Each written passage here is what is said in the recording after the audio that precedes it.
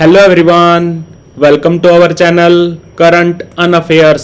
तो आज हम 21 अप्रैल के करंट अफेयर डिस्कस करेंगे। तो चलो वीडियो शुरू करते हैं।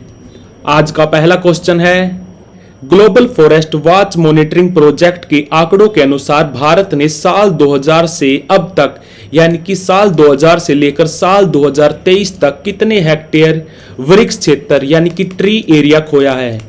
तो आंसर है इसका 2.33 मिलियन हेक्टेयर। यानी कि भारत ने साल 2000 से लेकर साल 2023 तक बीते 23 सालों के अंदर भारत ने 2.33 मिलियन हेक्टेयर जमीन खोई है जहां पर वृक्ष थे, और ये एरिया भारत के 6% ट्री एरिया यानी कि वृक्ष क्षेत्र के बराबर है। और अगर आपसे पूछे इन बीते 23 सालों में सबसे ज्यादा पेड़ किस राज्य ने खोए, तो वो खोए हैं असम ने। और अगर आपसे पूछे ओवरऑल यानी कि पूरी दुनिया में, तो पूरी दुनिया में सबसे ज्यादा पेड़ खोए हैं ब्राजील ने। और ये जो पेड़ काटे जाते हैं यानी कि हटाए जाते हैं उसको इंग्लिश में बोलते हैं डिफोरेस्टेशन।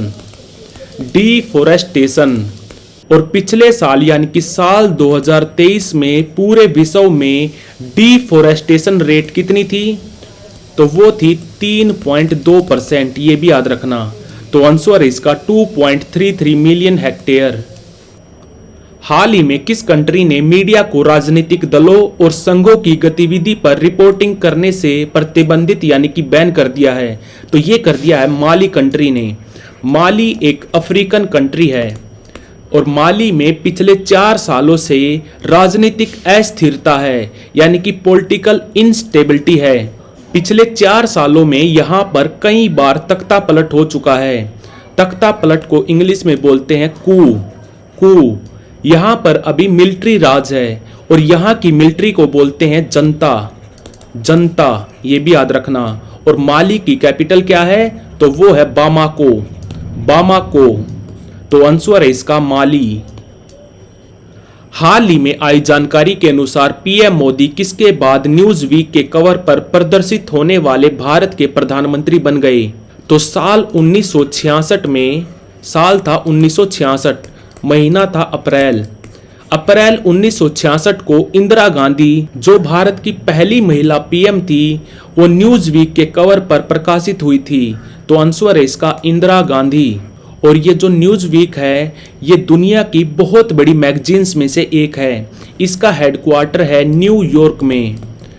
तो आंसर है इसका इंदिरा गांधी। और बात करें अगर पीएम मोदी जी की, तो इनको अभी थोड़े दिन पहले भूटान का सर्वोच्च नागरिक सम्मान जिसको बोलते हैं ये ऑर्डर ऑफ ड्रू गैल्पो, ये भी दिया गया था। किसने दिया था? ये दिया था भूटान के किंग जिनका नाम है Jigme Khesar Wangchuck. Plastic overshoot day report के अनुसार कौन सा कंट्री प्लास्टिक कचरे का शीर्ष उत्पादक है? तो आंसर है इसका बेल्जियम। और यहाँ पर टोटलिटी में बात नहीं हो रही, यहाँ पर बात हो रही है पर कैपिटा के हिसाब से। बेल्जियम में एक व्यक्ति एक साल में 147.7 किलोग्राम प्लास्टिक कचरा जनरेट करता है। और बात करें अगर भारत की, तो भारत में एक व्यक्ति एक साल में 8 किलोग्राम प्लास्टिक कचरा जनरेट करता है। 8 किलोग्राम पर पर्सन पर ईयर। तो आंसर है इसका बेल्जियम। हाल ही में किस राज्य में लोंगटे त्योहार मनाया गया? तो लोंगटे त्योहार मनाया जाता है अरुणाचल प्रदेश में। अरुणाचल प्रदेश की सबसे बड़ी ट्राइब है नईसी ट्राइब जो इस त्योहार को मनाती है।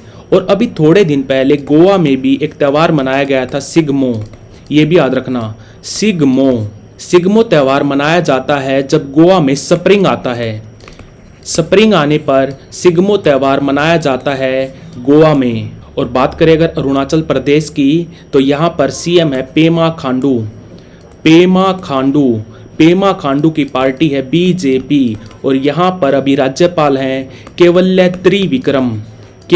त्रिविक्रम। और अभी थोड़े दिन पहले 20 फरवरी को अरुणाचल प्रदेश ने अपना फाउंडेशन डे मनाया था। ये भी याद रखना, फाउंडेशन डे यानी कि स्थापना दिवस। तो आंसर है इसका अरुणाचल प्रदेश। हाल ही में खबरों में रहा सिवोक रंगपो रेलवे लाइन किन राज्यों को जोड़ता है? रंगपो है सिक्किम में और सिवोक है सिलीगुड़ी यानी कि वेस्ट बंगाल में। तो आंसर है इसका बी। और ये जो रंगपो जगह है, यहाँ पर सिक्किम का पहला रेलवे स्टेशन भी बनेगा। सिक्किम का पहला रेलवे स्टेशन बनेगा रंगपो में, ये भी याद रखना। और ये जो रेलवे लाइन होगी, इसकी टोटल लेंथ होगी 45 किलोमीटर। इसमें से 3.5 किलोमीटर की लाइन बनेगी सिक्किम में और बाकी बची हुई 41.5 किलोमीटर बनेगी वेस्ट बंगाल में। तो आंसर है इसका पश्चिम बंगाल सिक्किम। और सिक्किम से आपको याद रखना है, अभी थोड़े दिन पहले वर्ल्ड बैंक ने सिक्किम में जो इंस्पायर प्रोजेक्ट चल रहा है उसके लिए $100 मिलियन का लोन दिया है। कुदसिया बाग जो हाल ही में खबरों में रहा, यह किस राज्य में है? तो ये है दिल्ली में। ये जो कुदसिया बाग है, इसका नाम एक रानी के नाम पर रखा गया है जिसका नाम था कुदसिया बेगम। उन्होंने 1748 में इस बाग का निर्माण करवाया था। कुदसिया बेगम मुगल बादशाह मोहम्मद शाह रंगीला की पत्नी थी। और ये जगह इतनी इंपॉर्टेंट क्यों है कुदसिया बाग? क्योंकि भगत सिंह आखिरी बार बाकी क्रांतिकारियों से यहीं पर मिले थे। और अभी इस बाग का रख रखाव कर रहा है ASI, archaeological survey of India, जो हमारे संस्कृति मंत्रालय के अंदर काम करता है। हाल ही में किन देशों के समूह ने क्षेत्रीय सुरक्षा के लिए विजन लॉन्च किया? तो ये किया खाड़ी सहयोग परिषद ने, यानी कि गल्फ कोऑपरेशन काउंसिल ने। इसमें टोटल 6 मेंबर कंट्री हैं। पर्शियन गल्फ के पास जो 6 देश है उनका समूह है GCC। इसका हेडक्वार्टर है रियाद में। रियाद राजधानी है सऊदी अरब की। और ये 6 देश कौन से हैं? ये हैं कतर, कुवैत, बहरीन, सऊदी अरब, UAE और ओमान। और ये संगठन बना था 1981 में। तो आंसर है इसका खाड़ी सहयोग परिषद। हाल ही में किस संस्थान ने अयोध्या में सूर्य तिलक परियोजना में महत्वपूर्ण भूमिका निभाई? तो आंसर है इसका भारतीय खगोल भौतिकी संस्थान, जिसको इंग्लिश में बोलते हैं इंडियन इंस्टीट्यूट ऑफ एस्ट्रोफिजिक्स, जो कहाँ पर है? ये है बेंगलुरु में। भारतीय खगोल भौतिकी संस्थान के वैज्ञानिकों ने भगवान रामलला के माथे पर मिरर और लेंस का यूज करके सूर्य तिलक करवाया। और ये करवाया था रामनवमी के अवसर पर। भगवान रामलला जिनका स्टैचू राम मंदिर में है, वो किसने बनाया है? तो वो बनाया है अरुण योगीराज ने। अरुण योगीराज, इनका संबंध है मैसूर से, ये भी याद रखना। तो आंसर है इसका भारतीय खगोल भौतिकी संस्थान, जो है बेंगलुरु में। हाल ही में शेख अहमद अब्दुल्ला आल अहमद अल सबा किस कंट्री के नए PM बने हैं? तो ये बने हैं कुवैत के। और कुवैत के अमीर कौन है? कुवैत के अमीर हैं अल अहमद अल जबेर और अल सबा। अल अहमद अल जबेर और अल सबा, ये एक ही नाम है, एक ही बंदे का नाम है। और यहाँ पर मुद्रा क्या चलती है? मुद्रा चलती है दिनार। और ये दिनार मुद्रा ये 8 देशों की करेंसी है, जैसे कि Kuwait, Iraq, Jordan, Algeria, Tunisia, Libya. Total मिलाकर 8 देशों की करेंसी है दिनार, ये भी याद रखना। तो आंसर है इसका कुवैत। भारत के नए नौसेना प्रमुख कौन बनेंगे? तो ये बनेंगे दिनेश कुमार त्रिपाठी। ये अभी वाइस चीफ हैं। ये जगह लेंगे एडमिरल R हरि कुमार की। अभी हमारे नेवल चीफ हैं R हरि कुमार। ये आने वाली 30 अप्रैल को रिजाइन कर देंगे। और हम नेवी डे कब मनाते हैं? नेवी डे मनाते हैं हम हर साल 4 दिसंबर को।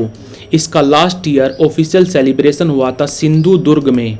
सिंधु दुर्ग कहाँ पर है? तो ये है महाराष्ट्र में। और हम आर्मी डे मनाते हैं 15 जनवरी को। और हम एयर फोर्स डे मनाते हैं 8 अक्टूबर को। 8 अक्टूबर को। और फादर ऑफ इंडियन नेवी किसको बोला जाता है? फादर ऑफ इंडियन नेवी बोला जाता है छत्रपति शिवाजी महाराज को।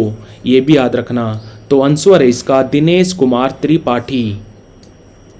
तो like, share, subscribe. Thank you for watching current and affairs.